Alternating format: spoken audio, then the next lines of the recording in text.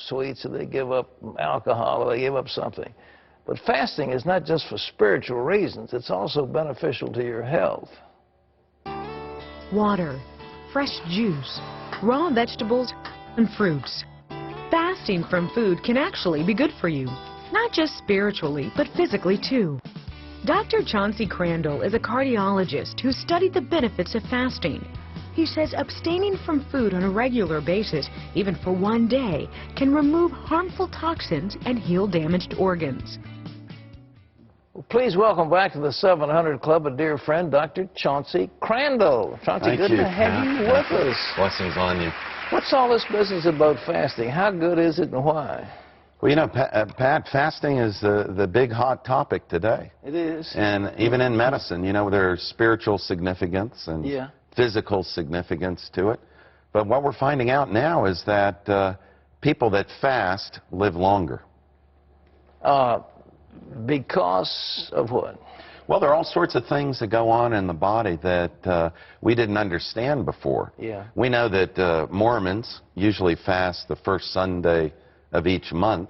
Yeah. And we did a study on that. Science did a study on these people, and they found out that the incidence of heart attack was reduced by 40%. One day a month? 1 day a month, correct.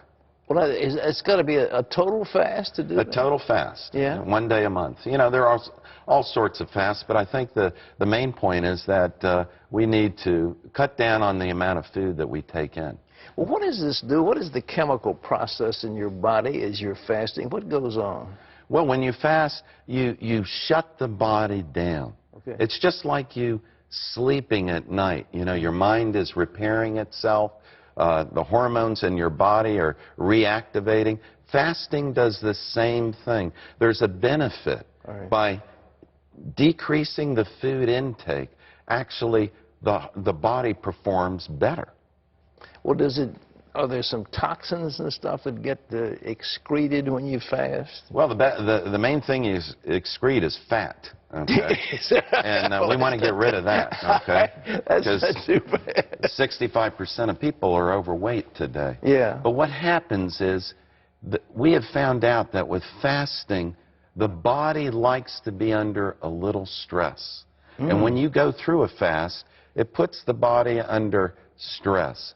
And it's just like if I was lifting weights. Yeah. I stress this muscle in my arm just a little bit. But what happens? That muscle grows, it gets bigger, it gets a better blood supply to it because I've stressed this muscle. And I think God had it in His plan that not only is fasting carries spiritual significance, it also has this great physical significance. Well, what about, you're a cardiologist, what about your heart, your arteries, your whole cardiovascular system? What does it do? Well, you know, I'm using fasting in the office today for my heart patients. You know, they did a study in World War II, and they looked at patients that were put in prisoner of war camps. When these people went in, they had heart disease. But because they were on a, constant fast, reduced food intake, when they left the camp, their heart disease was gone. So we know that fasting has a great benefit for the heart. Well, how? How does it work?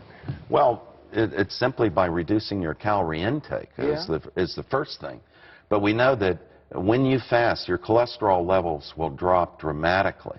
And when you lose fat on the outside of your body, you're also losing fat on the inside of the lining of the arteries of your heart, which are called plaque.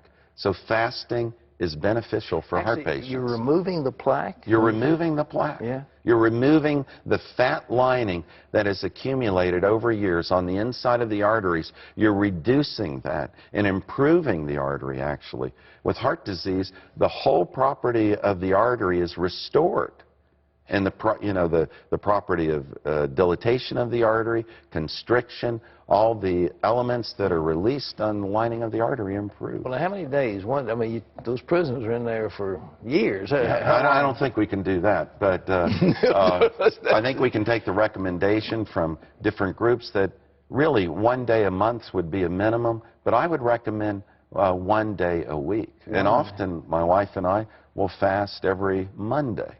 of every week. Well, now, what is a fast? Is it with juice? Is it with water? Is it with nothing? Well, I think the main thing is that we need to keep things simple for Okay. people.